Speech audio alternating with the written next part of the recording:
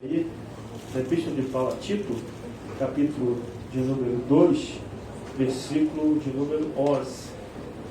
Epístola de Paulo a Tito, capítulo 2, versículo 11. O tema da mensagem é a graça de Deus. Tito 2, versículo 11. Aleluia, todos acharam? Amém? Quem está alegre, diga amém. Amém. Quem está alegre, Flamengo, mas Jesus. Quem está alegre, diga amém. Amém. Amém. Isso aí, irmãos. A alegria do Senhor é nossa força. Louvamos hoje. Amém? Quando viemos para cá o Senhor, nós temos de ter alegria e louvar e cultuar a Deus. Amém? Tito 2, versículo 11. Todos acharam? Amém. Porquanto a graça de Deus se manifestou salvadora a todos os homens. Amém? Curva a sua fronte, vamos orar. Pai, estamos aqui nesta noite para ouvirmos a sua palavra, para ouvirmos, Pai, a tua mensagem. Que não seja eu a falar, mas seja o Senhor falando através dos meus lábios, que eu venha diminuir, o Senhor venha crescer para a minha vida. Eu te peço a tua unção, a tua graça, a tua misericórdia, a tua intrepidez, a tua coragem, a tua ousadia para falar de ti, da tua palavra e da tua parte, Senhor. Em nome de Jesus, Pai, nesta noite alegra o nosso coração, enche o nosso coração de alegria, de gozo, regozijo, felicidade. Pois estamos aqui na tua casa, na tua presença, ouvindo a tua voz, crescendo a tua graça e no teu conhecimento, Pai.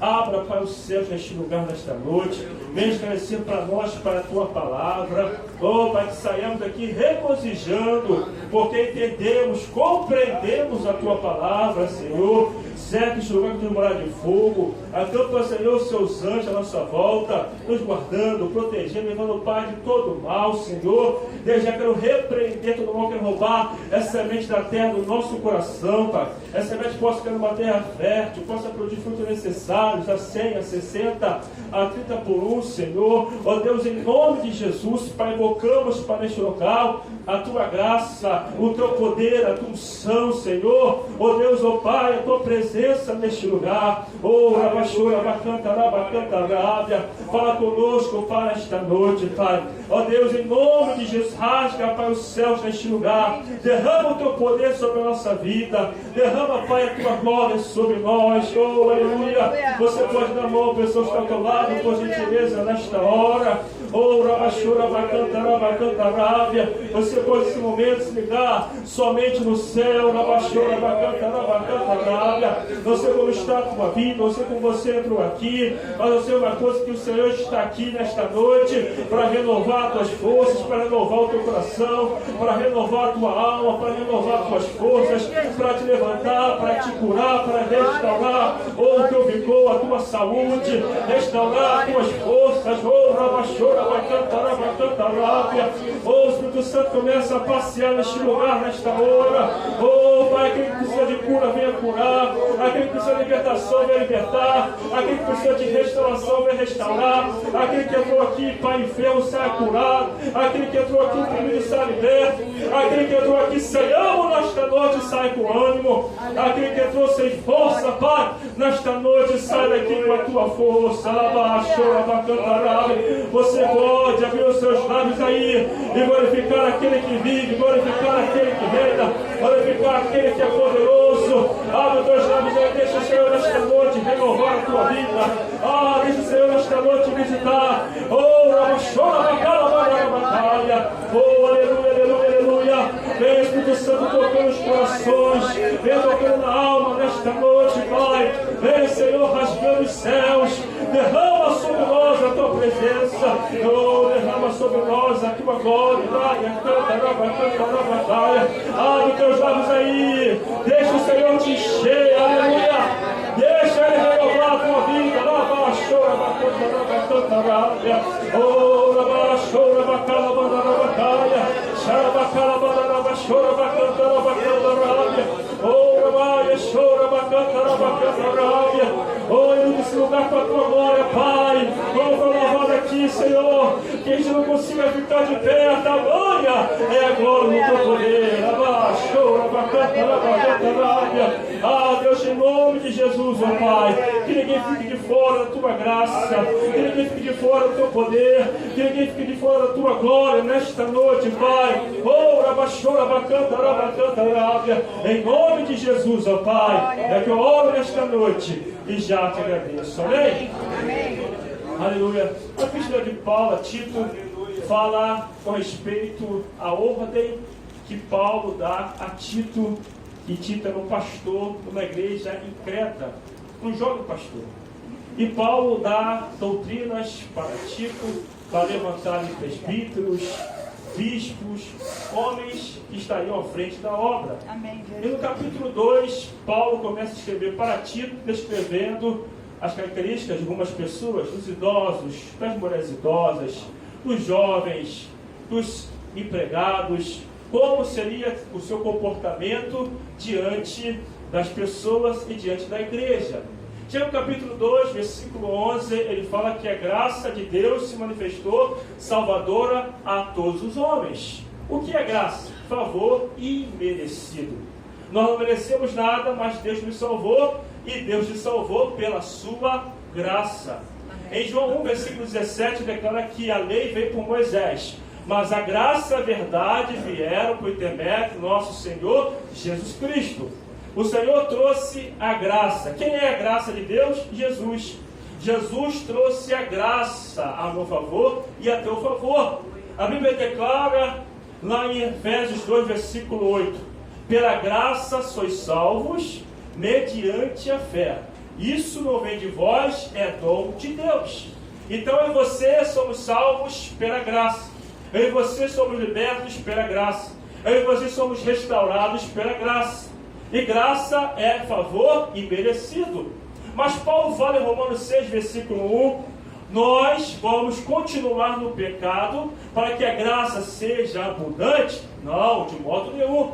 Como viveremos nós no pecado se nós para o pecado morremos? Então a graça não é continuar no pecado, a graça é afastamento do pecado.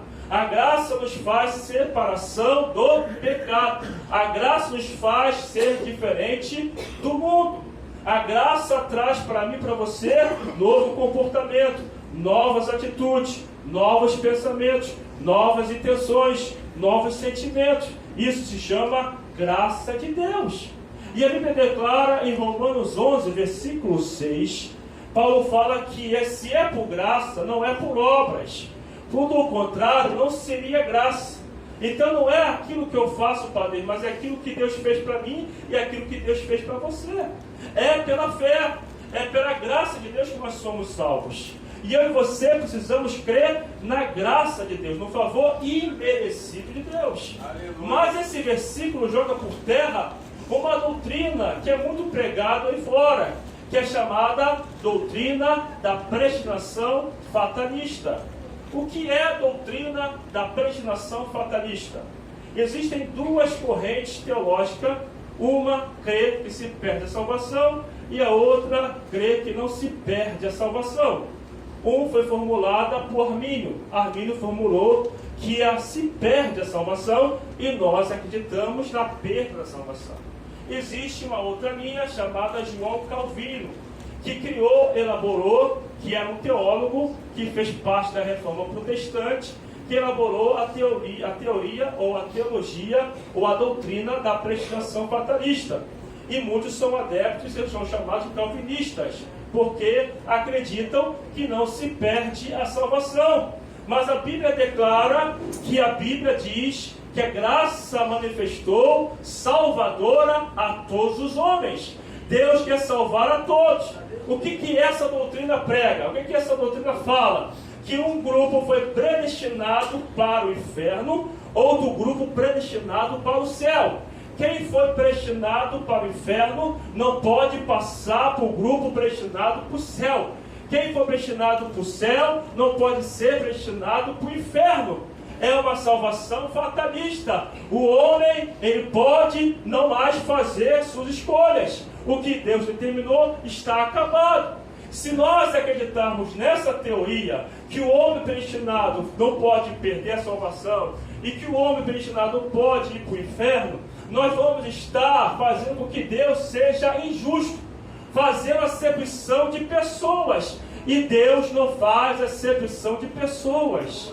A Bíblia declara em Jó 34, versículo 19, que não estima mais o rico por ser rico e ao pobre por ser pobre, porque Deus não faz acepção de pessoas.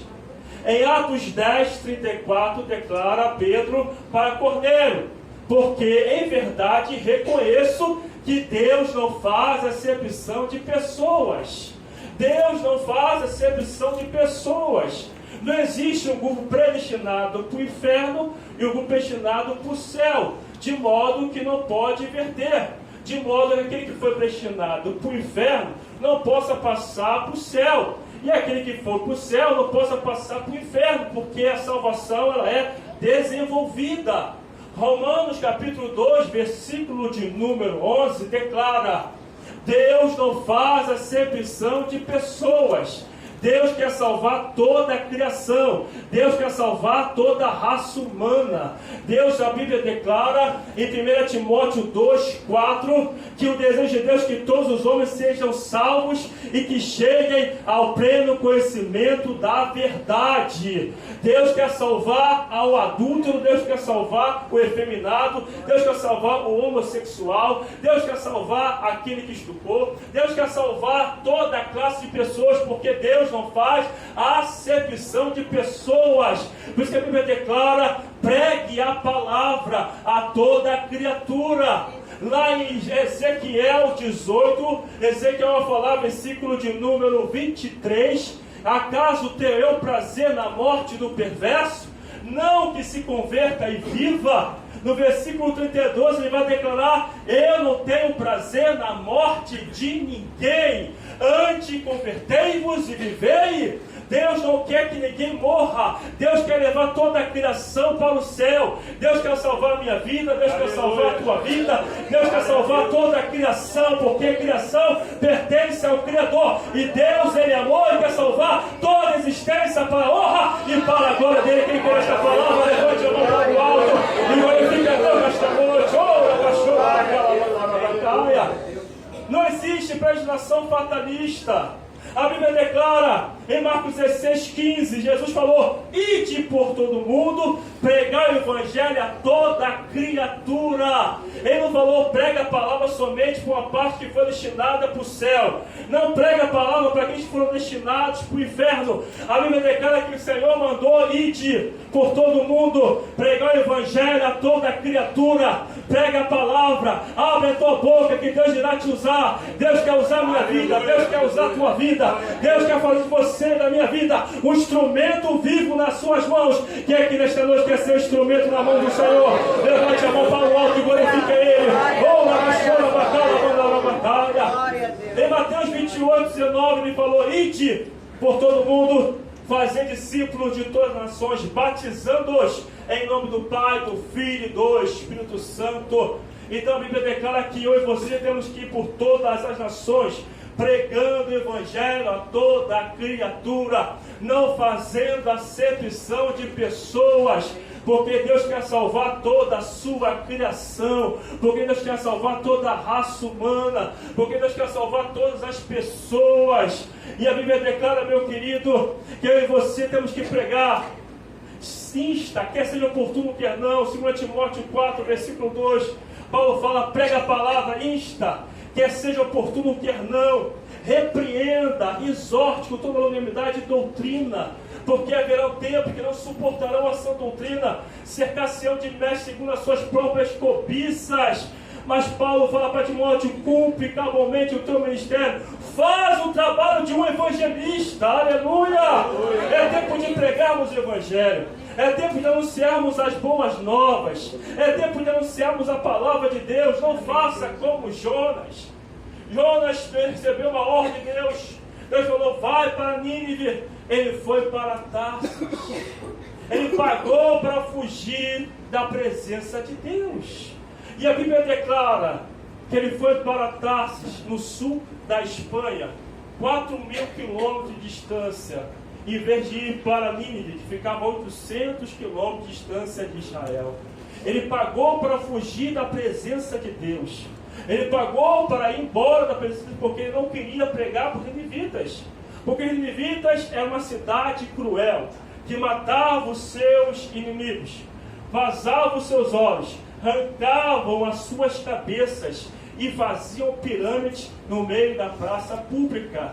E Nínive era uma cidade que o seu clamor, que a sua iniquidade tinha chegado até o céu. E Jonas fala: eu vou pregar para esse povo cruel, esse povo mau, esse povo carrasco. Eu vou pagar, eu vou fugir, vou para Tarsis, eu não vou para Nínive. E ele desobedece uma ordem de Deus. Então eu e você não temos que fazer acepção de pessoas. Não, para esse aqui que é chefe, esse aqui que é bonzinho, esse aqui que é um excelente marido, esse aqui que é um excelente empregado, esse aqui que é um excelente irmão, eu prego para ele. Mas para o outro que está lá fora, que não faz aquilo que é bom, que é perverso, que é mal, eu não quero pregar para ele não, porque ele não merece o céu. Nos colocamos no lugar de Deus, julgamos as pessoas e achamos que aquele que merece a salvação é só os bonzinhos. O nosso olhar, ele é terrível. O nosso olhar é um olhar de juízo. Mas eu e você precisamos ter o olhar do Senhor nesta noite. Eu e você precisamos olhar com o olhar de misericórdias. Mas como é que pode Deus salvar uma pessoa que mata o outro, que deixa uma família chorando, que destrói um lar, que destrói uma família? Como é que pode Deus salvar o homem que abusa de uma criança? Como é que pode Deus salvar um homem que abusa de uma mulher, porque a mulher está indefesa? Como é que pode? Como é que Deus pode salvar essa pessoa? Meu querido, é a graça, é o favor imerecido. O que o homem faz é na sua ignorância. O que o homem faz é debaixo da potestade de Satanás. E o maior exemplo que Deus salva, restaura, é o apóstolo Paulo, que matava crente, que perseguia crente. Em Atos 26, versículo 11, declara que ele não apenas matava o crente, mas ele obrigava os cristãos a blasfemarem o nome de Jesus, e só depois ele mandava matar. Olha só que homem cruel! Entrava nas casas dos crentes, arrastava os crentes para a prisão, mandava os cristãos blasfemarem, mandava os cristãos fazerem qualquer coisa para negar a sua fé, torturava os crentes. Mas, meu querido, Jesus apareceu para ele no caminho. Atos capítulo 9 disse: olha, vá lá, Ananias, prega para ele, porque ele é um instrumento poderoso nas minhas mãos. Eu vou usar a vida dele para ganhar nações. Quem é ele e você para julgar quem merece salvação e quem não merece salvação? Deus é o juiz, é Deus que decreta, é Deus que ordena, é Deus que fala, é Deus que manda, é Ele que muda a vida do homem. Aleluia. Eu e você só temos que obedecer. Uma vez eu fui fazer um evangelismo no Hospital Nosso Jorge, já tem alguns anos.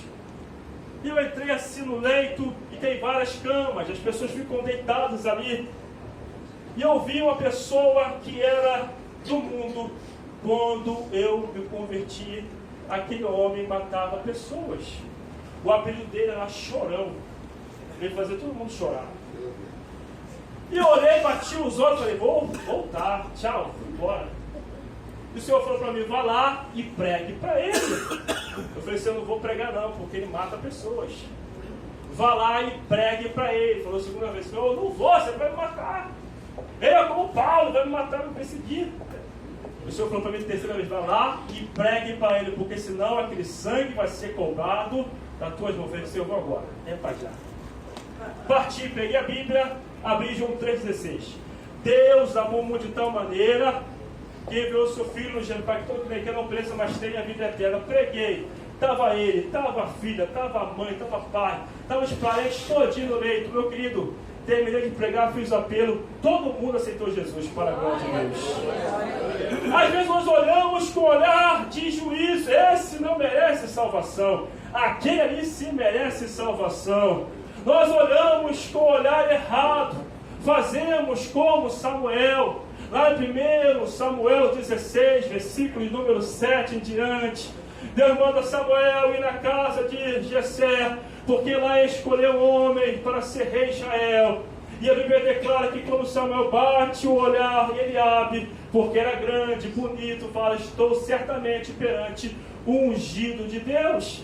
E Deus vira e fala para Samuel, Samuel, não atenta para a sua aparência, porque este eu rejeitei. Porque o homem vê o exterior, eu porém vejo o coração, meu querido. Eu tenho que acreditar na mudança do ser humano. Eu e você temos que acreditar na mudança do ser humano. A igreja precisa acreditar que Deus continua mudando as pessoas, que Deus transforma ladrão, que Deus transforma traficante, que Deus transforma bandido, que Deus quer salvar toda a raça humana, porque a graça de Deus se manifestou salvadora, trazendo salvação a todos os homens. Deus quer salvar a todos. Pregue a palavra para todos, anuncie o evangelho para todos, aleluia. Levante a mão para o alto e glorifique a Jesus nesta noite, aleluia. Não faça distinção de pessoas, não faça discriminação, porque Deus quer salvar a todos. Amém. Mas o que esses adeptos dessa teoria ou dessa doutrina se apoiam? O que essa doutrina se apoia? Tem argumento bíblico? Tem versículos bíblicos que apoiam essa doutrina? Tem passagens que distorcem e tem versículos tirados do seu contexto. Versículo tirado do seu contexto é pretexto para a heresia. A primeira regra de interpretação da Bíblia é que você não pode interpretar a Bíblia fora do seu contexto. Não podemos isolar o texto. E quais são as passagens que eles usam? Romanos 9, do 9 até o 11, que fala sobre Esaú e Jacó, que Deus escolheu Esaú, ou melhor, escolheu Jacó e aborreceu Esaú. Fala sobre Faraó, que Deus endureceu o coração de Faraó para poder vir as pragas sobre o Egito. Eles usam o exemplo de Saul, que foi rejeitado por Deus e não teve salvação, se suicidou e não foi para o céu. Eles usam o exemplo de Judas, que foi predestinado a trair Jesus e a ir para o inferno. Eles dizem isso. Mas Judas, estava escrito que ele ia trair, não queria se matar. Ele quis resolver o seu próprio problema. Mas a Bíblia não diz que ele tinha que suicidar, não tinha que se matar. A Bíblia não fala sobre isso. E existem versículos que falam sobre essa teoria fatalista? Tem. João 6,47. Em verdade vos digo, quem crê em mim tem a vida eterna. Olha que versículo lindo. Quem lê esse versículo, opa, se eu creio em Jesus, eu tenho a vida eterna. Então, se eu tenho a vida eterna, não importa o que eu faça, que eu vou ser salvo. Mas existem versículos anteriores, depois dessa passagem e antes dessa passagem. Existem versículos posteriores e versículos anteriores. Versículo 44 diz Jesus: todo aquele que vier a mim, o Pai que enviou vai trazer. E é aquele que vier a mim ensinarei, e eu ressuscitarei no último dia. Está escrito, todos serão ensinados por mim. E aí diz no versículo 47, todo aquele que crê em mim tem a vida eterna. Então eles tiram o versículo isolado do seu contexto. Eu tenho a vida eterna, você tem a vida eterna quando somos ensinados por Jesus. Quando somos obedientes a Jesus. Ou ouvimos a sua voz e praticamos a sua palavra. Aleluia. Outro versículo que eles usam é João 10, 28. Eu vos dou a vida eterna, jamais perecerão, e das minhas mãos ninguém pode arrebatar. Meu, que versículo lindo. Eu nunca vou perecer, eu nunca vou ser arrebatado na mão de Jesus. Olha só, quem ouve esse versículo, opa, não existe mais perda de salvação. Porque eu creio em Jesus, Ele me dá a vida eterna, eu jamais vou perecer, eu jamais vou morrer, e da mão do Senhor ninguém pode me arrebatar. Mas são versículos isolados, tirados do seu contexto. Né? Pastor Luiz, pastor Roberto, pastor Achei, deve se lembrar que tinha um professor lá no seminário, que ele colocava isso no quadro, e queria inculcar isso na nossa mente. Ele falava que Jesus era bumbum, que Jesus, pastor, né, Fernando também, né? Ele falava que Jesus tomava uma rama. É mole, meu filho? Ele tomava também uma rama com aquelas. Gostava de Chico Buarque, ia pro show de Chico Buarque, ouvia Chico Buarque, ouvia, porque ele falava que não se perde a salvação. Ele usava esse versículo de João 10, 28. Eu vos dou a vida eterna e jamais perecerão, e das minhas mãos ninguém pode arrebatar. Aí você pega os versículos anteriores. Versículo 24. O Senhor está dialogando com os judeus. E os judeus falam para o Senhor: Senhor, até quando vai deixar nossa mente suspenso? Se tu és o Cristo, fala claramente, fala abertamente. O Senhor vira e fala para os judeus: eu tenho falado e vocês não têm crido, porque as minhas obras testificam de mim.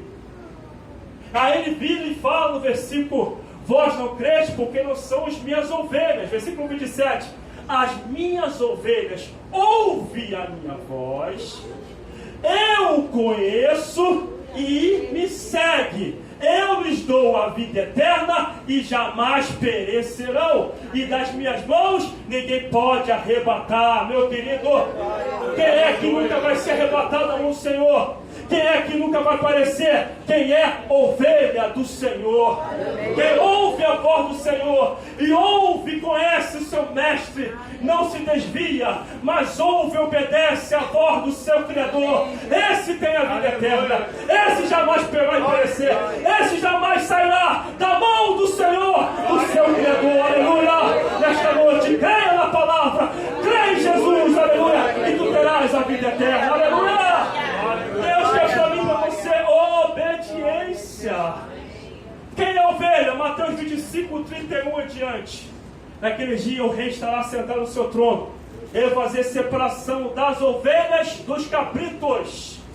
Quem tiver à sua direita vai falar: vinde, bendito do meu Pai, é entrar no gozo preparado para vós outros desde a fundação do mundo.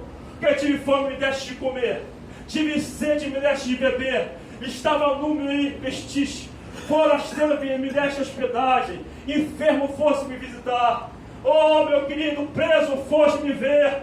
Senhor, quando é que te vi com fome, com sede, nu, forasteiro, preso, enfermo, e te demos assistência? Quando fizeste a um desses meus pequenos irmãos, a mim me fizeste. Ovelha é aquele que faz a obra de Deus. Ovelha, aleluia, ouve a voz do seu pastor, segue o seu Cristo, segue o seu Senhor. Ele pratica as boas obras, porque ele crê em Jesus. Ele dá pão ao faminto, ele dá veste ao nu, ele dá água ao necessitado, ele hospeda na sua casa o desamparado, ele dá assistência ao enfermo, ele ajuda o encarcerado. Esse é a ovelha, esse é a ovelha, esse que vai morar no céu com o Senhor, essa pessoa que nunca será arrebatada da mão do seu Criador. Aleluia! Ele pode adorar o Senhor nesta noite. Esse é a ovelha, essa é a ovelha, esse tem a vida eterna, esse jamais vai perecer. Como é que não se perde a salvação? João 15, versículo 1 e versículo 2. Eu sou a videira verdadeira, meu Pai o agricultor. Todo ramo que estiver em mim não dá fruto, ele corta e lança no fogo. Como é que não se perde a salvação? Todo ramo que estiver em mim der fruto, ele limpa para dar mais fruto ainda. Como é que não se perde a salvação? Nós temos que continuar em Cristo. Sabe o que o adepto ou os adeptos dessa teoria falam? Que a pessoa que cai em pecado, ela nunca esteve em Cristo. Eles erram, eles julgam as pessoas. Como é que eu e você vamos saber se a pessoa está em Cristo ou não está em Cristo? Só Deus sabe. Então eu e você não podemos julgar. Eles falam que a pessoa que caiu nunca esteve em Cristo. Meu querido, a Bíblia declara que nós podemos estar em Cristo, mas eu e você não somos falíveis. Podemos errar, podemos tropeçar, porque nós somos seres humanos. Mas ainda que tropecemos, o Senhor estará comigo, o Senhor estará contigo, porque eu vou pastor. Aleluia! Oh, rabacala, não, meu querido, a Bíblia declara uma coisa linda, que a Bíblia declara em Provérbios 11, versículo 30. Sábio é o que ganha almas para o Senhor. Eu e você temos que ganhar almas para o Senhor. É culto de missões. Falamos muito sobre missões, mas praticamos pouco sobre missões. Quando eu me converti com 19 anos. Eu tinha um ano de convertido. E eu fiz um propósito com Deus de evangelizar toda a minha escola. Evangelizar todo mundo, professor, aluno, diretor. Eu chegava já na escola com os folhetins, falava: Jesus chama, Jesus chama, Jesus chama, Jesus chama, Jesus chama. E aí eu fui orando: você me dá a oportunidade de pregar para todo mundo, para toda a classe. Me dá uma oportunidade, Pai. Aí Deus me deu uma oportunidade. Professores falavam alguma coisa, eu levantava o dedo, eles deixavam eu falar. Tem uma vez que o professor de história, professor que eu gostava muito, estava dando aula de filosofia. Ele falou: olha, não é normal nós falarmos que Deus pode fazer chover. Eu queria que isso entrou no meu ouvido e doeu. Eu falei: professor, posso falar? Aí, fala aí, Moraes, para você me chamar de mãe. Fala aí, Moraes. Eu: professor, o senhor é um senhor tão inteligente. O senhor é um senhor tão inteligente, tão capaz. A Bíblia declara em Jó 36, versículo 27, o livro mais antigo da Bíblia, 3.000 anos atrás, que os vapores sobem da terra e formam as nuvens dos céus. E segundo a direção que ele dá, ela passa pela redondeza da terra, para exercer juízo ou misericórdia segundo aquele povo merecer. E professor, outro detalhe, quando o senhor vê na metodologia, no jornal, falar a Frente Fria chegou em São Paulo, a Frente Fria chegou no Rio de Janeiro, a Bíblia já fala sobre isso há 3.000 anos atrás, professor. Outro detalhe, professor, a Bíblia sabe, a Bíblia fala que a terra era redonda antes de Galileu descobrir. Porque a Bíblia fala que a Frente Fria passa pela redondeza da terra, segundo Deus quer, segundo a direção que Deus quer. Quando eu terminei de falar, ele arregalou os olhos desse tamanho. Toda a classe estava olhando para mim. Mas eu não me calava. Eu falava a verdade, falava a pregação, falava a Bíblia Sagrada. Uma outra vez o professor de biologia estava dando aula e estava falando sobre evolução. Ele falou: nós viemos do macaco. Eu falei: Jesus, me segura. Nós viemos do macaco. Eu falei: Jesus, eu vou falar, não aguento. Falei, levantei o dedo: professora, posso falar? Fala aí, Moraes. Professora, sou uma professora tão inteligente, tão boazinha. Professora, a Bíblia fala em Gênesis 2, versículo 15 e diante, em Gênesis capítulo 3, que Deus deu uma ordem para o homem não comer do fruto proibido. O homem comeu e morreu. Em Gênesis capítulo 3, 19, fala que o homem foi feito do pó, e o pó o homem vai voltar. Quando só vai ao enterro, ao sepultamento, ali só vê as pessoas sendo enterradas no pó da terra. Ali é o cumprimento da palavra de Deus. Que Deus falou para o homem como foi feito no pó, e para o pó o homem vai voltar. E outro detalhe, professor, só sabe que ciência descobriu que cada espécie tem o seu próprio DNA. E a Bíblia já fala sobre isso há 2.000 anos atrás. 1 Coríntios 15:39 fala que uma é a carne do homem, outra é a carne do animal, outra é a carne da ave, outra é a carne do peixe. Professora, a senhora sabe muito bem que cada espécie possui seu próprio DNA. Um é DNA do homem, outro é DNA do macaco, outro é DNA do peixe, e por aí em diante. Quando eu terminei de falar, estava com os olhos regalados para mim, e toda a classe olhando para mim. Eu falei: glória a Deus, o Senhor me usa nesse lugar para a glória do Senhor, aleluia. Fala no teu trabalho, fala na tua escola, não seja um crente 007. Fala, divulga a tua fé, não tenha vergonha de dizer que você é cristão. Aleluia. Não tenha vergonha de você falar que você é servo de Deus, que você é serva de Deus, que você é instrumento de Deus. Fale, divulga a palavra de Deus e Deus será contigo. Deus irá te usar, aleluia. Mas nem tudo são flores. Um outro dia, a professora de matemática pediu os nomes dos alunos para levar para a igreja messiânica. E eu sou um dos primeiros, era um dos primeiros da lista, por meu nome ser entrar, começar. Ela pediu para mim: Moraes, me dá o teu nome. Eu falei: não, professor, não vou dar meu nome não. Tinha acabado de fazer seminário de seitas e heresias. Vou dar meu nome não. Ela falou: por quê? Porque isso aí é seita e heresia, não vou dar meu nome para isso não. Meu irmão, quando eu acabei de falar isso, o demônio incorporou nela. Ela pegou o tamanho, ela jogou o tamanho de mim. Ela pegou o tamanho e falou assim: mas Jesus falou, onde tiver 2 ou 3 reunidos no nome do Senhor, no nome dele, ele está para eles conhecer até a Bíblia. Eu falei, mas a senhora que precisa ler mais a Bíblia, professora. Que lá em Mateus 16, 18 fala, pensei que tu és Pedro, sobre esta pedra edificarei minha igreja. E as portas do inferno não prevalecerão contra a porta do inferno, não pode prevalecer contra a igreja do Senhor. A igreja é dele, a igreja que prega o evangelho dele, não que prega a heresia. Irmão, quando eu falei isso, ela pegou o tamanho que bateu na mesa. Pá! Eu não entendo esses crentes. Esses acham o dono da verdade. Eu falei assim, professor, eu não sou o dono da verdade. Nós temos aquele que é a verdade, João 14, 6. Aleluia. Eu sou o caminho, a verdade e a vida. Ninguém meu pai, senão, irmão, o diabo comprou mais ainda nela. Ela ficou vermelha e bateu 2 vezes na mesa. Pá, pá! Eu não aguento esses crentes, tem tudo decorado na mente. Não tem decorado não, João 14, 26 fala. Mas eu vou lembrar de tudo que vos tem dito e falado. Aí o diabo incorporou mais ainda, ela ficou mais vermelha, irmão. Eu pensei que a mulher explodir. Ela bateu 3 vezes com o tamanco da mesa. Pá, pá e pá. E tinha 2 meninas que andavam juntas. E elas eram, uma católica, outra kardecista. E uma que era kardecista ia de branco todo dia para a escola. E aí, daqui a pouquinho, ela virou e falou assim, daqui a pouquinho você vai falar que não existe purgatório. Eu falei, não existe purgatório. Jesus purgou os meus pecados e os seus pecados também, senhora. Aí levantou a católica. Como é que é? Não existe purgatório.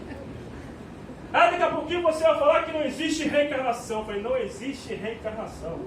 Hebreus 9, 17. O homem está ordenado a morrer uma só vez. Depois disso ele... Aí levantou a espírita. Como é que é? Não existe reencarnação, não existe reencarnação. Irmãos, bateu o sinal na hora. Pé! Arrumei minhas coisas e fui embora. Hashtag partiu. Parti, irmãos. Quando eu estou lá embaixo na rua, olho para trás, das 2 lá me esperando, ó, de braços cruzados, vou te pregar depois. Mas eu preguei o evangelho. Nós temos que pregar o evangelho a toda criatura. Não desperdice as oportunidades que Deus te dá. Fale do amor de Jesus. Fale da palavra de Deus. Pregue a palavra. Insta, quer seja oportuno, quer não, repreenda, exorte com toda a novidade e doutrina. Mas se nós, se essa doutrina fosse verdade, nós iríamos invalidar 2 coisas que são essenciais e fundamentais que toda a Bíblia fala. Se essa doutrina da predestinação fatalista fosse uma verdade, eles iam invalidar 2 coisas, ou invalidam 2 coisas. Primeiro, o livre-arbítrio. Eu falei até aqui na quinta-feira, Deus deu ao homem o livre-arbítrio. Deus não aluna o livre-arbítrio do homem. O homem tem a sua escolha. Desde Gênesis Apocalipse, você vai ver o homem escolhendo. Quando Deus criou o homem, Gênesis 2, versículo 15 e diante, Deus deu uma ordem para o homem: tudo você pode comer, todas as árvores do jardim, mas do dia que você comer, dado o conhecimento do bem e do mal, certamente morrerás. Deus deu opção para o homem. Deus deu ao homem o direito de escolha. Se você pegar Gênesis capítulo 12, Abraão, Deus fala para Abraão: sai da tua terra, da sua parentela, que é seu pai, e vai para uma terra que eu vou te mostrar. Abraão escolhe servir a Deus, livre-arbítrio. Gênesis 26, havia fome na terra. Isaac quer descer para a terra do Egito. E Deus fala para ele: permanece na terra que eu vou te dizer. Permanece na terra que eu vou te mandar. A Bíblia declara que Isaac escolhe obedecer a Deus e permanece na terra que Deus o colocou. Livre-arbítrio, escolha. A Elimelec pega Noemi, pega os seus 2 filhos, Malom e Quilion, vai para uma terra amaldiçoada porque tinha fome em Belém. Vai para Moab, lá morre Elimelec, lá morre Malom, Quilion, e Noemi fica viúva sem 2 filhos. Livre-arbítrio. Deus dá ao homem o direito de escolha.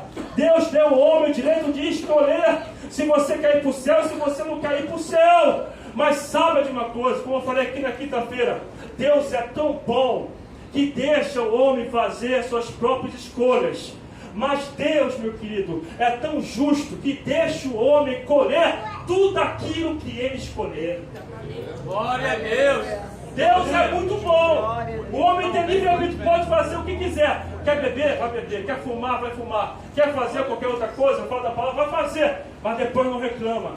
Porque depois vai recolher tudo aquilo que escolheu. Vai colher tudo aquilo que plantou. Vai colher tudo aquilo que semeou. Porque Deus é justo. Porque Deus é justo. Porque Deus é justo.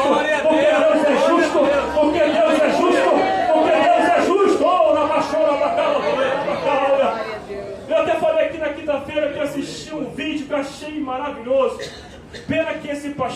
uma religião aí que aceita.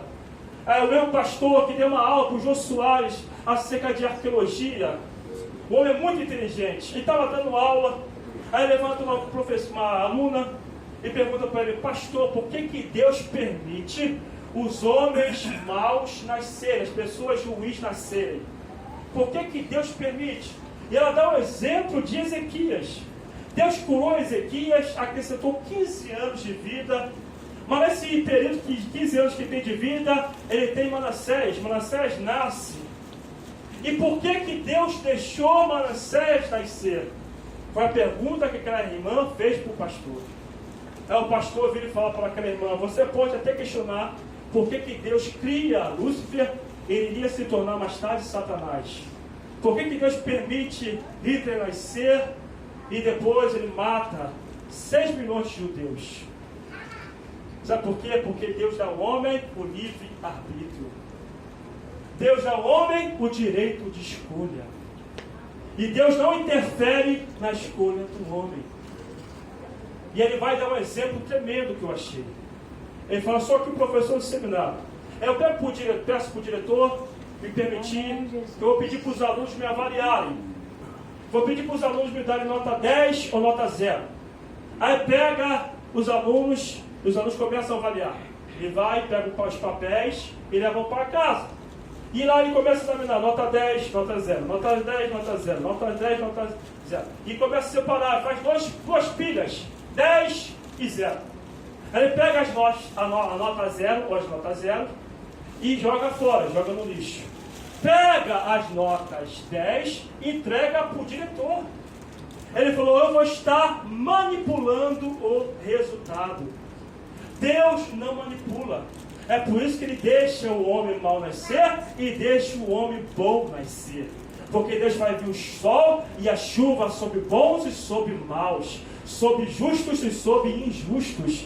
Deus não manipula. Quem manipula é Satanás. Tanto é que aí numa outra religião a pessoa é chamada de cavalo. Meu querido, eu não sou cavalo mais não, nós somos servos de Deus. Aleluia. Quem faz o homem de cavalo é Satanás. Deus deu ao homem o livre-arbítrio, deu ao homem o direito de escolha. Mas existe aqui um parênteses que eu quero fazer. Quando eu e você nos convertemos, não temos mais opção, não temos mais livre-arbítrio. Gálatas 2, versículo 20 declara: já não sou eu quem vivo, mas Cristo vive em mim. E esse viver na carne, vivo pela fé no Filho de Deus. Aleluia! Quando você aceitamos Jesus, a minha escolha, a tua escolha, morreram. Eu agora sou escolha em favor de Jesus. Eu agora sou escolha a favor da cruz. Eu agora sou escolha através do Senhor. O Senhor é meu pastor e nada me faltará. Eu sou a favor da palavra, a igreja é a favor da palavra, a nossa escolha através da palavra, a nossa decisão através da palavra, a minha vida através da palavra, a tua vida através da palavra. A palavra é a regra, a palavra é a tua regra, aleluia! Quando eu e você nos convertemos, acabou a escolha, porque o Senhor falou em Mateus 6,24: não podeis servir a dois senhores, ou há de amar um e aborrecer o outro, desprezará um ou se devotará ao outro. Não podemos servir a dois senhores. Ou nós somos de Deus, ou nós somos do diabo. Não existe meio termo, não existe em cima do muro, porque até quem está em cima do muro pertence ao diabo. Mas nós somos daqueles que são da verdade. Nós somos da verdade. Nós somos a favor da verdade. Nós somos a favor da palavra de Deus, que é a minha regra, que é a tua regra de vida. O meu livre-arbítrio, o teu livre-arbítrio é em favor da palavra de Deus. Aleluia! Segunda coisa que nós anulamos, se essa doutrina fosse uma verdade: o arrependimento. Para que a pessoa ia se arrepender se ela está predestinada para o inferno? Não existiria mais salvação. Olha como essa teoria é diabólica e demoníaca. Porque arrependimento é a base do cristianismo. Foi cantando aqui, João Batista pregava arrependimento. Mateus 3, versículo 2: arrependei-vos, porque chegará até vós o reino de Deus. Qual é a pregação de Jesus? Arrependimento. Mateus 4,17, daí começou a pregar: arrependei-vos, porque é chegado até vós o reino de Deus. O que o Senhor ordenou que pregasse, o que a igreja primitiva tinha que pregar. Lucas 24, 46 e 47. E de pregar e para toda criatura arrependimento no meu nome para remissão de pecados. Arrependimento é coluna da igreja, arrependimento é coluna da Bíblia, arrependimento é a base do cristianismo. Não podemos anular a redenção, não podemos anular arrependimento. O que Paulo e Pedro pregavam? Atos 3,19 declara: arrependei-vos e crede, e seja cancelados os vossos pecados. E meu querido, só tem uma forma do pecado ser cancelado: é através do arrependimento, é através da mudança, é através da nova criação, é através da nova maneira de viver. Arrependei-vos e convertei-vos para que sejam cancelados os vossos pecados. Aleluia! Glória a Deus. Paulo pregou em Atenas, Atos 17, 30 e 31. O Deus que não levou em conta os tempos da ignorância, mas antes notificai aos homens que se arrependam em todos os lugares, porque Deus destinou o varão que acreditou e ressuscitou dentre os mortos, o qual julgará todos. Deus quer que nos arrependamos. Eu e você precisamos arrepender cada dia dos nossos pecados, porque quem falar que não tem pecado é mentiroso. Mas eu e você que nos arrependemos, o sangue de Jesus purifica de todo o pecado. Ele entra na minha vida, Ele entra na tua vida, Ele me lava, Ele me regenera, Ele me transforma, Ele me muda, Ele te muda, para nós sermos uma nova criatura. Quem pode glorificar? Ele pode exaltar o Senhor nesta noite. Oh, aleluia! Arrependimento, Hebreus 6, versículo 1, é a base do cristianismo. Está lá os elementos fundamentais do evangelho, do cristianismo. Dentro dele está arrependimento de obras mortas. Agora, o que a graça produz? O que a graça faz na minha vida e na tua vida? Tito 2, versículo 12. Tito 2, versículo 12. Diz assim: educando-nos para que, renegadas a impiedade e as paixões mundanas, vivamos no presente século sensata, justa e piedosamente. O que a graça me faz? O que a graça te faz? Ela nos educa. A graça me ensina, a graça te ensina a renegarmos, a renunciarmos à impiedade e às paixões mundanas. Porque senão é libertinagem, porque senão é euforia. Se não tiver renúncia, se não tiver mudança de vida, não é graça. Porque a graça chegou a Salvador aos homens, trazendo salvação para quê? Para educar os homens a mudarem de vida, a largar o pecado, a viver somente para Cristo, a viver somente para Ele. Meu querido, eu quero falar aqui nesta noite, rapidamente, 5 repreensões de Jesus sobre a vida de Pedro. Se você pegar um discípulo, não existe nenhum outro discípulo que foi mais repreendido do que Pedro na Bíblia por Jesus. Mas foi o discípulo que mais foi usado por Jesus na Bíblia. Porque Pedro precisava ser educado através da graça do Senhor. Pedro era um homem inculto, iletrado, um homem pescador. Mas depois da pesca maravilhosa, em Lucas 5,10, o Senhor faz uma promessa para ele tremenda: doravante, serás pescador de homens. Jesus prometeu para ele que seria pescador de homens, mas ele teria que ser tratado por Deus primeiro, porque tinha muito defeito. Pedro tinha muitas qualidades, mas também tinha muito defeito. E a primeira repreensão de Jesus na vida de Pedro é: homem de pequena fé, por que duvidaste? Em Mateus 14:30, o Senhor já está andando por sobre as águas. E Pedro fala: Senhor, se tu és o Senhor, manda ter contigo por sobre as águas. E aí Jesus diz: vem. E aí Pedro começa a andar por sobre as águas. Daqui a pouco ele começa a reparar na força do vento. Teve medo, começa a submergir. E grita: Senhor, socorre-me. O Senhor pega ele pela mão e diz: Senhor, homem de pequena fé, por que duvidaste? Primeira repreensão: homem de pequena fé, por que duvidaste? O Senhor queria ensinar para Pedro uma coisa. Pedro, é necessário ter fé. Pedro, é necessário acreditar. Pedro, é necessário você confiar em mim. Pedro, é necessário você acreditar que eu estou na tua vida, que eu estou segurando as tuas mãos, que eu não vou deixar você cair. Você entrou aqui e você precisa de fé. Nesta noite, Deus vai colocar fé no teu coração. Nesta noite, Deus vai te erguer. Nesta noite, Deus vai te levantar. Receba nesta noite uma injeção de fé. A honra e para o Senhor. Receba aí. Levante a mão para o alto e glorifique a Deus. Aleluia. Aleluia. Segunda repreensão de Pedro, de Jesus na vida de Pedro. Arreda de mim, Satanás. Jesus chama Pedro de Satanás. Mateus 16, versículo 13 em diante. O Senhor pergunta: o que vocês pensam que eu sou? Alguns dizem que o Senhor é um dos profetas. Outros dizem que o Senhor é Elias. Outros dizem que o Senhor é João Batista que ressuscitou. Mas vós, que dizeis que eu sou? Aí Pedro tem a revelação: tu és o Cristo, o Filho do Deus vivo. Aí Deus conhece a história. Pensei que tu és pessoa. Aí chega no versículo número 22 e diante. O Senhor começa a falar que seria morto, seria entregue na mão de pecadores, seria entregue na mão de publicanos, seria entregue na mão de escribas, seria morto e ao terceiro dia ele ia ressuscitar. Aí Pedro chama Jesus à parte e começa a reprová-lo: Senhor, tem compaixão de ti. Isso de nenhum modo vai te acontecer, Senhor.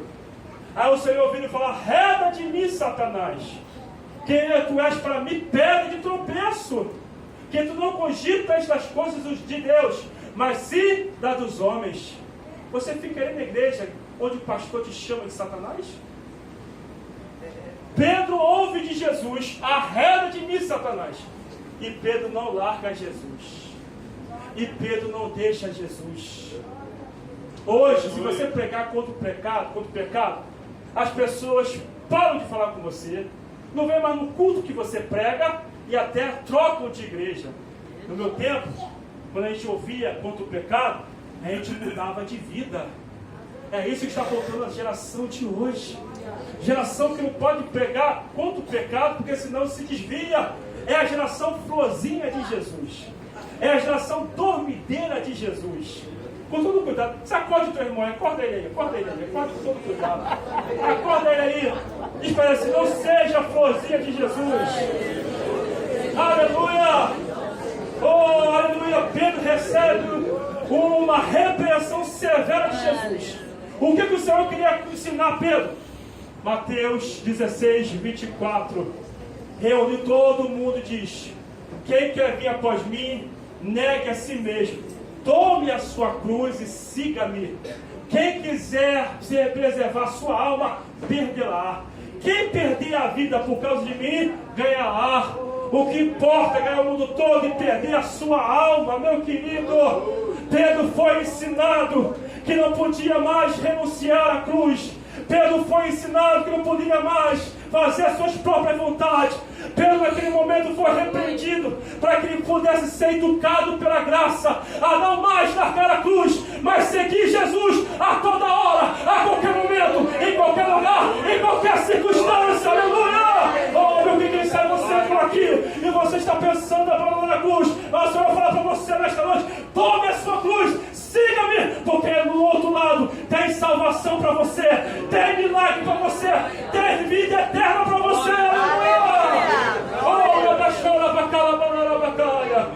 Terceira repreensão de Jesus na vida de Pedro: tu, porém, quando te converteres, fortalece teu irmão. O Senhor dos Palavras fala para Pedro: você não é convertido. Eita, salvou. Já pensou você ouvindo o pastor aqui? Você não é convertido? O que você faria? Pedro ouve, porque Pedro estava se gabando. Mateus 26 declara que Jesus começou a falar: hoje vocês vão se escandalizar comigo, porque está escrito: cara o pastor e as ovelhas ficarão perdidas. E Pedro: que é isso, Senhor? Eu nunca vou me escandalizar contigo. Ainda que seja preciso morrer por você e ser preso como o Senhor, eu vou ser. Aí Jesus vira e fala: Pedro, hoje tu me negarás 3 vezes, antes que o galo cante. Pedro não era convertido, Pedro era convencido. Tem muitos cristãos hoje que pensam que é convertido, mas é convencido. Qual a diferença de convertido para convencido? Convertido, ele segue Jesus. Ele não nega Jesus. Ele toma a sua cruz e segue. O convencido, ele acha que está pronto para morrer por Jesus. Ele acha que está pronto para ir para a prisão por Jesus. Mas chega na hora da provação, ele mete o pé, como dizem aí os jovens. Ele mete o pé e vai embora. Ele não quer saber de sofrer por Cristo, ele mete o pé. Esse é o convencido. E aí lá em Lucas 22, 31, o Senhor fala: Simão, Simão, chama pelo primeiro nome, quer dizer cana, dobrável, Simão, Simão, Satanás nos reclamou para nos peneirar como trigo, mas eu roguei ao Pai, para que a tua fé não desfaleça. Tu, porém, quando te converteres, fortalece o teu irmão. Aí Pedro se enche: que isso, Senhor? Ainda que seja preciso morrer por ti, eu vou morrer por ti. Ainda que seja preciso ir para a prisão contigo, eu vou para a prisão contigo. E o Senhor vira e fala: hoje mesmo me negarás 3 vezes, antes que o galho cante. Oh, meu querido, eu e você precisamos ser convertido, não convencido. A minha vida, a tua vida tem que estar aos pés do Senhor. Oh, minha vida, a tua vida tem que estar aos pés da cruz. Pedro foi educado na graça. Ele foi educado, ensinado por Jesus a não mais largar a cruz, a não mais largar o Senhor, meu querido. Por cada hora, 4ª repreensão de Jesus na vida de Pedro: quem lança a mão da espada, a espada perecerá. Quem lança a mão à espada, a espada perecerá. Mateus 26, 50 e 51. Os discípulos estão Jesus no Getsemane. Vem a multidão para prender Jesus, vem os guardas. Pedro saca da espada e corta a orelha do servo do sumo sacerdote. O Senhor pega aquela orelha, coloca a orelha no lugar, e aí vira e fala para Pedro: Pedro, quem lança a mão da espada, a espada vai perecer. A graça estava ensinando a Pedro, Jesus estava ensinando a Pedro a não reagir, a não pagar o mal com o mal, a não reagir, meu querido, porque aquele que mata a espada pela própria espada vai morrer um dia. O Senhor estava ensinando a Pedro: Pedro, não precisa reagir. Acaso não poderia rogar ao Pai? Ele mandaria 12 legiões de anjos. Mas como queria se cumprir as escrituras, Pedro, você não precisa reagir, porque eu estou no controle. Não precisa pagar o mal com o mal, porque eu estou no controle. Não precisa fazer qualquer outra coisa, porque eu estou no controle. E Pedro vai escrever em 1 Pedro capítulo 2, no ano 64 depois de Cristo, o imperador Nero assume o poder. Ele manda queimar Roma, coloca a culpa nos crentes, manda prender Paulo e Pedro, líderes da igreja. Eles estão encarcerados. Aí Pedro vai escrever 1 Pedro capítulo 9, versículo 13 em diante, e diz assim: sejais submissos a toda a instituição humana, quer seja imperador, rei, para governo, quer seja autoridade, para maltratar ou para louvor-se seu bom. Não useis da vossa liberdade para pretexto por malícia. Amai vossos irmãos, honrai a Deus, temei a Deus e honrai o rei, meu querido. Ele pede para honrar o homem que prendeu ele na prisão injustamente. O rei ali é o imperador Nero. Ele está preso por causa de Nero, que mandou incendiar Roma e colocou a culpa nos cristãos. Mas ele pede para honrar o imperador que mandou ele para a prisão. E esse imperador é tão perverso. Esse imperador é tão perverso, sabe o que ele fazia? Ele colocava os crentes como tochas nas ruas de Roma, não com luz acesa. Colocava gasolina, colocava álcool neles e tocava fogo neles para iluminar a cidade de Roma em plena noite de Roma. Ele manda honrar o homem cruel como esse. Ele manda ser submisso ao homem cruel como esse. porque ele entendeu o que é graça, ele entendeu o que é ser educado na graça. Meu querido, eu tenho orado, que geração é essa? Eu tenho orado por nós, eu tenho orado pela igreja do Senhor na face dessa terra. Precisamos ser educados por essa graça, precisamos aprender de Jesus, ter intimidade com Ele, ter relacionamento com Ele. Aleluia! Aleluia! Hoje o crente se vinga, hoje o crente paga o mal com o mal, hoje o crente não perdoa, hoje o crente não fala mais com o outro irmão. Que cristianismo é esse, meu querido, que nós estamos vivendo? A Bíblia declara que Pedro fala, 1 Pedro 2, versículo 18: servos, sede submisso ao vosso Senhor, não se for bom cordato, se for perverso. Versículo 21, 22 e 23 ele declara: porque Cristo sofreu em vosso lugar, para seguir do seu exemplo. Quando estava maltratado, não revitava o maltrato. Quando era ultrajado, não fazia ameaças, mas entregava àquele que era poderoso para julgar a sua causa. Aleluia! Esse é o cristianismo. Pedro fala, 1 Pedro 3, versículo 9: não pagar o mal com o mal, nem injúria por injúria, mas abençoai, para isso que foste chamado. Esse é o evangelho. Pedro aprende com o evangelho. Pedro aprende a não pegar uma espada. Pedro aprende que as suas armas não é mais carnais. Pedro aprende que a sua arma é espiritual. Ele aprende agora a lutar com as armas espirituais. Ele vai para a prisão justamente, ele vai ser encarcerado e futuramente, meu querido, ele vai ser crucificado de cabeça para baixo, porque ele aprendeu a amar a Cristo, a dar a sua vida por Cristo. Aleluia! Ele é educado na graça. Quem é educado na graça tem mudança de vida. Aleluia. Quem tem encontro com a graça tem mudança de vida. Amém. Você não vê Pedro mais sendo o mesmo. E aí a quinta é a última repreensão, para nós encerrarmos, para nós orarmos. Eu acho essa repreensão mais dura de todas. O Senhor fixou nele o olhar. É uma repreensão sem palavras. É uma repreensão só de olhar. Você lembra do teu pai, da tua mãe? Eu me lembro da minha mãe e do meu pai.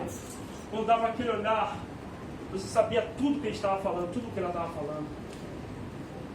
A Bíblia declara em Lucas 22, 54 e diante: Jesus está preso, está junto com o sumo sacerdote, está prestes a ser levado para Pilatos, e Pedro está no pátio junto com os criados, porque ele tinha acesso ao palácio.